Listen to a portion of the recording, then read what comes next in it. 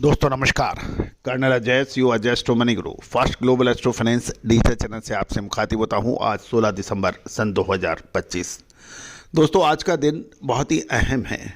आज द्वितीय विश्व युद्ध के बाद सबसे बड़ी विजय यानी लगभग 95,000 सैनिकों का सरेंडर आज ही के दिन हुआ था। भारत ने पाकिस्तान को दो भागों में विभाजित कर दिया था। दोस्तों ये सैन्य इतिहास की एक सबसे बड़ी जीतों में से एक मानी जाती है और सेकेंड वर्ल्ड वॉर के बाद इतनी बड़ी जीत किसी भी देश ने अभी तक हासिल नहीं की है। पूर्णतः मिलिट्री सरेंडर। आज के दिन हम श्रीमती इंदिरा गांधी के अदम्य साहस, राजनीतिक सूझबूझ और कूटनीति का भी विजय है। हमारी सैन्य सेनाओं के पराक्रम, वीरता और अदम्य साहस की आज हमें याद करने की आवश्यकता है। हमारे शीर्ष नेतृत्व, एक सिपाही से लेकर जनरल तक की जो अदम्य साहस, वीरता की गाथाएं याद करने का दिन है। उन शहीदों को याद करने की आवश्यकता है जिन्होंने अपने देश के नाम, नमक और निशान के लिए आहुतियां दी हैं। आज बांग्लादेश की आज़ादी का दिन है। आज बांग्लादेश इसमें कृतज्ञ हो या ना हो, लेकिन वास्तविकता यही है कि बांग्लादेश के लिए भारत के नौजवान वीरों ने अपनी आहुति दी है। पाकिस्तान के लिए आज शर्मनाक दिन है और उसको अनकंडीशनल पब्लिक सरेंडर उसने किया था और पाकिस्तान को दो भागों में विभाजित भारत ने अपनी सूझबूझ और वीरता से किया था। इसका कोई सानी नहीं है। मैं पूरे चैनल की तरफ से बहुत बहुत बधाई हमारे सभी वीर जवानों को और सशस्त्र सेनाओं को देता हूं। आज के इस एपिसोड में हम चर्चा करेंगे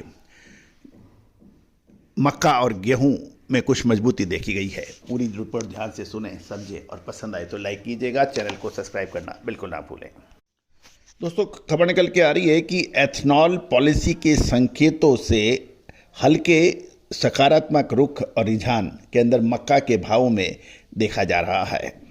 प्रमुख मंडियों में मक्का की कीमतें आज सीमित दायरे में रही। हालांकि रुझान हल्का सकारात्मक रहा, लेकिन पर्याप्त सप्लाई के मुकाबले मौजूदा मांग आराम से पूरी हो रही है। इसके चलते मक्का के कारोबार में गतिविधियां सुस्त बनी हुई है। बाजार पार्टिसिपेंट की बात माने कि तात्कालिक टिगर के अभाव में भाव स्थिर हैं। एथनॉल से जुड़ी पॉलिसी डेवलपमेंट पर बाजार की नज़र बनी हुई है।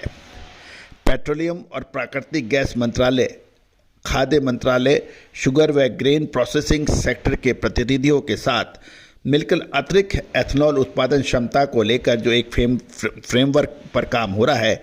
फिलहाल ऑयल मार्केटिंग कंपनियां पेट्रोल में 20% ब्लेंडिंग के लिए सालाना लगभग 11,000 मिलियन लीटर एथनॉल की खरीदी कर रही है, जबकि कुल इंस्टॉल क्षमता लगभग 17,000 मिलियन लीटर है, जिससे सिस्टम में अंडर यूटिलाइजेशन बना हुआ है। यानी 17,000 मिलियन लीटर के मुकाबले सरकार यानी ऑयल मार्केटिंग कंपनियां 11,000 मिलियन लीटर एथनॉल की खरीदारी कर रही है। सरकार इस अतिरिक्त क्षमता को उपयोग में लाने के लिए समय के साथ ब्लेंडिंग टारगेट बढ़ाने और एथनॉल के एक्सपोर्ट विकल्पों पर भी विचार कर रही है। पेट्रोलियम मंत्री श्री हरदीप सिंह पुरी ने संसद में अपने हालिया वक्तव्य में इसका उल्लेख किया है।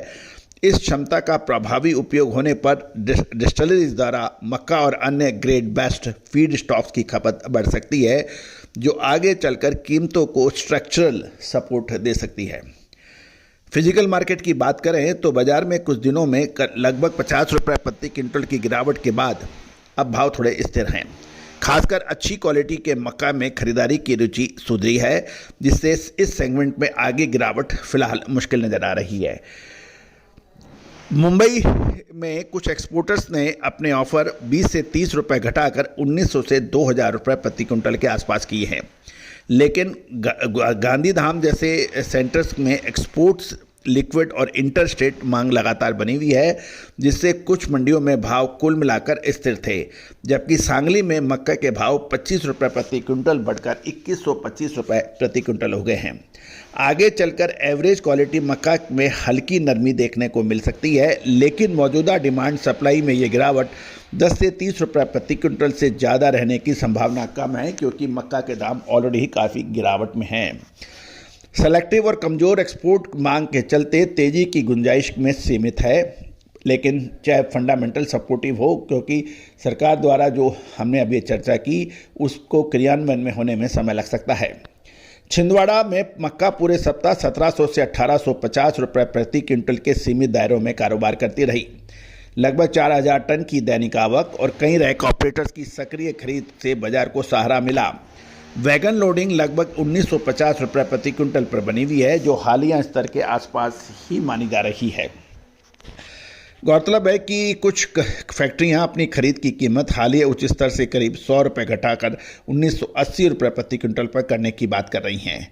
संभावित सरकारी हस्तक्षेप खरीद की उम्मीदों के बीच किसानों और स्टॉकिस्टों की बिकवाली का दबाव कुछ कम हुआ है, जिससे निकट अवधि में तेज गिरावट की आशंका सीमित नजर आ रही है। कुल मिलाकर मक्का का बाजार अभी कंसोलिडेशन फेज में प्रवेश करता दिखाई दे रहा है। न तो तेज गिरावट, न ही कोई आक्रामक तेजी की गुंजाइश नजर आ रही है। लगातार अपडेट विश्लेषण के लिए चैनल को सब्सक्राइब कीजिए और आगे बढ़िए। प्रोग्राम के द्वितीय भाग में हम मक्का के ऊपर चर्चा करेंगे। दोस्तों, मक्का के बाद अब इस भाग में हम चर्चा करेंगे ओपन मार्केट सेल स्कीम पर कुछ समय के लिए रोक से प्रमुख बाजारों में गेहूं के भाव कुछ मजबूती से ट्रेड होते हुए नजर आए हैं। प्रमुख केंद्रों में सोमवार को यानी 15 दिसंबर को गेहूं की कीमतें स्थिर से मजबूत के दायरे में रहे। फूड कॉरपोरेशन ऑफ इंडिया द्वारा ओपन मार्केट सेल स्कीम के तहत गेहूं की नीलामी लगातार घटने और कम रुचि के कारण अभी रोकी है, जिससे बाजारों को सपोर्ट मिला है। मौजूदा भाव पर बिकवाली की रुचि सीमित होने से फिजिकल मार्केट में अंडरटोन मजबूत बना। कई जगह भाव स्थिर थे और कुछ केंद्रों में 50 से 10 रुपये प्रति क्विंटल की हल्की बढ़त दर्ज हुई। देश की राजधानी दिल्ली में गेहूं के भाव 2810 रुपये प्रति क्विंटल पर स्थिर है और रुख पॉजिटिव है। उत्तर प्रदेश और बेंगलुरु में का भाव नेट बेसिस पर लगभग 2980 रुपये प्रति क्विंटल के आसपास देखे जा रहे हैं। ओरिजिनल लेवल पर उत्तर प्रदेश में गेहूं के भाव 2630 से 2650 रुपये प्रति क्विंटल के सीमित दायरे में हैं, जो 5 से 10 रुपये प्रति क्विंटल की बढ़त दिखा रहे हैं। गुजरात में गेहूं के भाव 10 रुपये क्विंटल बढ़कर 2675 रुपये प्रति क्विंटल हैं। डिमांड साइड पर दक्षिण और पूर्वी भारत की फ्लोर मिल्स मौजूदा भाव स्तर पर स्टॉक लिक्विड करने से बस्ती दिखाई दे रही है, क्योंकि जिससे कोर्ट्स में नरमी नहीं आई है। साउथ इंडिया यानी दक्षिण भारत की मिलों की खरीदारी गतिविधि के दौरान अपेक्षाकृत सुस्त है। इसके बावजूद ऑफर प्राइस में किसी प्रकार की कटौती नहीं देखी गई है। पूर्वी भारत की बात करें तो कुछ मिलों को पहले से निचले स्तर पर सप्लाई न मिलने के कारण उन्हें खरीद भाव में 510 रुपये प्रति क्विंटल बढ़ाने पड़े हैं। कुछ ब्यूरो रिपोर्ट के अनुसार सरकार की ओर से नए ओपन मार्केट सेल स्कीम गेहूं टेंडर के टाइमिंग या स्ट्रक्चर को लेकर अभी तक कोई स्पष्ट गाइडलाइन नहीं आई है, जिससे बाजार के पार्टिसिपेंट्स का रुख सतर्क बना हुआ है। मौजूदा डिमांड सप्लाई संतुलन ओपन मार्केट सेल स्कीम की बिक्री पर के आधार पर ही देखी जाएगी। ट्रेडर्स का व्यापक नजरिया यही है कि निकट अवधि में गेहूं के भाव स्थिर से मजबूत बने रह सकते हैं, जब तक सरकार की ओर से ओपन मार्केट सेल स्कीम के लिए कोई नया हस्तक्षेप न आए। गौरतलब है कि इस बार गेहूं की बिजाई शानदार होने की खबर मिल रही है, जिसको हमने लगातार अपडेट दी हैं। मौजूदा मौसम भी गेहूं के लिए काफ़ी पॉजिटिव नज़र आ रहा है। दूसरी ओर सरकार के पास बफर स्टॉक से ऊपर काफ़ी अच्छा स्टॉक अभी भी मौजूद है।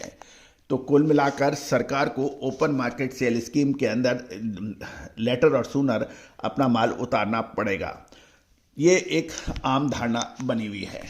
इस साल गेहूं की कीमतों में सरकार की नीतियों के कारण कोई बड़ी तेजी नहीं आई, जिससे उपभोक्ताओं को राहत, लेकिन व्यापारी व किसानों को परेशानी थोड़ी बहुत झेलनी पड़ी है। गौरतलब है इस बार सरकार ने सही समय पर स्टॉक लिमिट जैसी महत्वपूर्ण घोषणाएं की और कड़ी नज़र रखी, जिससे गेहूं के दाम पिछले साल के मुकाबले काफ़ी कम रहे। दोस्तों खबर ये भी निकल रही आ रही है दोस्तों, कहा जाता है कि एग्रो कमोडिटीज यानी कृषि उपज का व्यापार हंसी खेल नहीं है। इसमें पर्याप्त पूंजी, स्टॉक होल्डिंग, गोदाम, ब्याज भाड़ा सभी काफ़ी मेहनत के हैं। साथ साथ बाज़ारों में उतार चढ़ाव किसी भी मंडी व्यापारी के कमर तोड़ देता है। यदि आप सही समय पे माल खरीद लेते हैं और सही समय पे माल बेचते हैं तो आपका मुनाफा दिन दुगनी रात चौगनी गति से बढ़ता है और शानदार, क्योंकि 140 करोड़ जनसंख्या की उदरपूर्ति, कृषि भूमि लगातार कम होना, आयात निर्यात जैसी महत्वपूर्ण घटनाएं कृषि उपज के ऊपर प्रभाव डालती हैं। साथ साथ सरकारी नीतियां, पॉलिसीज भी समय समय पर ध्यान देती हैं। दोस्तों हमेशा याद रखिएगा कि विश्लेषण हमेशा आपके व्यापार वर्धक साबित होते हैं। सही सूचनाएं, सही नीतियां, सही विश्लेषण आपके व्यापार को बढ़ा सकती है। मामूली खर्चे पर ये उपलब्ध हो सकती है। सहयोग राशि अदा करने पर आपको रिसर्च रिपोर्ट्स उपलब्ध हो जाएंगी। दोस्तों साथ साथ हमारा साप्ताहिक अखबार जो देश दुनिया की खबरों तो आप तक पहुंचाता है और देश विदेशों में सब लोकप्रिय कमोडिटी न्यूज़लेटर आपको उपलब्ध होता है। साथ साथ पल पल की खबर, मंडियों के भाव आप तक डेली पहुंचाता है। आज ही संपर्क करें। साथ साथ हमारी विशेष अग्रिम रिसर्च रिपोर्ट के लिए भी आप संपर्क कर सकते हैं, जो कि सहयोग राशि अदा करने पर उपलब्ध हो पाएगी। एक बार पुनः 16 दिसंबर आज ऐतिहासिक दिन, जिस दिन भारतीय सशस्त्र सेनाओं का लोहा पूरे विश्व ने माना। पाकिस्तान को 2 भागों में विभाजित करने वाली भारतीय सशस्त्र सेनाओं के सेना नायकों को, वीर जवानों को, शहीदों को हम हृदय से नमन करते हैं आज और उनकी कुर्बानियों को याद करते हैं। साथ साथ भारत की राजनीति में कूटनीति के सदर श्रीमती इंदिरा गांधी को भी आज हम याद करते हैं। उस आयरन लेडी ने यह साबित किया कि भारत की महिलाएं न केवल विश्व में सर्वोत्तम हैं और वो लड़ाई, युद्ध जैसे कड़े निर्णय को लेने में सक्षम हैं और जीतने में भी सक्षम हैं। दोस्तों ऐसी दूसरी घटना इतिहास में नहीं देखी गई। All the very best, good luck, happy trading, happy Vijay Diwas. Sonakshi की रसोई में आज की स्पेशल गेस्ट है मौसमी चैटर्जी जी। ये जी नहीं, मौसमी आंटी। ओके आंटी मौसमी, तो आज आप क्या बनाएंगी? मैं क्यों बनाऊं? मैं तो गेस्ट हूँ, आप बनाओ, हम खाएंगे। एक्टिंग में तो हिट हो, अब खाना बनाओ सुपर हिट। ठाट से बनाऊंगी खाना, है ना द बेस्ट एवरीडे मसाला। आओ बनाते हैं मसालेदार छोले। हर रोज के करी में एवरीडे मसाले, शाही बिरयानी में स्वाद का जायका। पटल पोस्तो और शुष्य इलिश भापा।